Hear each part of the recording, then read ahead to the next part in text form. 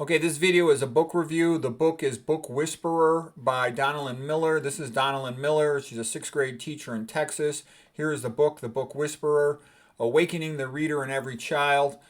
So it's rather remarkable. At her school, the children read an average of, in a sixth grade classroom, an average of 43 books per year. That's like one book per week, or more than that actually, because the school year doesn't go all the way through. Her students are by far the best at her school. On standardized tests, over 85% of her students score 90% or higher on the standardized test. And now just to give you a comparison, like to a Chicago public schools. In Chicago public schools, they have some areas where 0% of the kids are at grade level reading or math on standardized tests. There are Chicago public schools overall, out of all of them, they had over 70% of the children were not reading at grade level. Okay? So that's why when people tell me, oh, we need more money, bullshit. The teachers stink. All right. If you have a good teacher who knows what they're doing, it doesn't even cost hardly any money. All right. She's got her students, 85% of them performing over the 90th percentile. I think that's funny.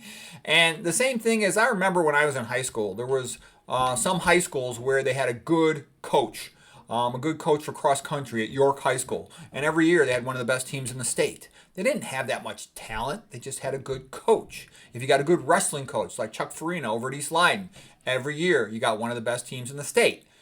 So she's like the best teacher at reading. And the reason she's such a great teacher is she had noticed in the past that children did not like being forced to read something. If you read a novel with the class, everybody hates it and they try to weasel out of it. If you make them fill out a book log or do a book report, again, they hate it and they just do as little as possible so they can get credit for it. And they often don't read the book at all and it's a miserable, bogus game. Okay, so anyways, what does she do? You can see this is part of her classroom, and she's got tons and tons of books in her classroom. Actually, she's got well over 2,000 books in her classroom, and the students choose from those books whatever one they want. They read the book, and after they've read the book, they give a very brief, like just a couple minute presentation in front of the class. And what they're trying to do is tell the rest of the class, do I think this book is good, worth reading, or not worth reading? And they try to, and it's kind of like how an adult would read a book. They read a book, and then they would discuss it with a friend. I thought this was good or not good. And she says that leads to what she called a real desire for the students to become literate so they can talk about the books with their friends. She said the best person to give a book recommendation to another sixth grader is another sixth grader. And she's trying to give them an authentic, real reason to want to become literate, not just to do something because the teacher says you have to for a grade.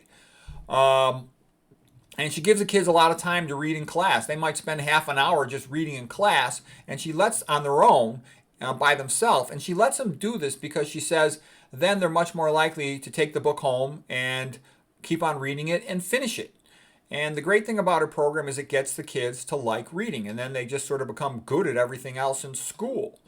And, you know, the kids talk to each other about books. And so the goal is to sort of read the book, see if you like it or not, and give your opinion about it. Rather than, she doesn't care about testing them. She doesn't test them on the books. She doesn't care about, them proving that they read every part of it. No, it's an opportunity for them to sort of develop their reading interests and skills.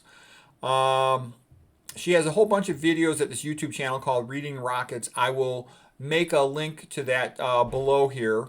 And I think that's rather extraordinary. So if a teacher has the right attitude, like you would teach your own child, you say, here, check out this book. You might like it. Let me know if you like it or you don't. And if you like it, you can read other stuff like that. She'll let them read, graphic novels. She'll let them read a pretty wide variety of stuff because that's how they find their interests. So anyways, I thought this was quite extraordinary. It's an example of somebody who's having dramatically wonderful, great results. And when somebody figures out something like this that works, everyone ought to copy them. Of course, they don't copy her, but at least a parent knows what could work so they can help their own kid.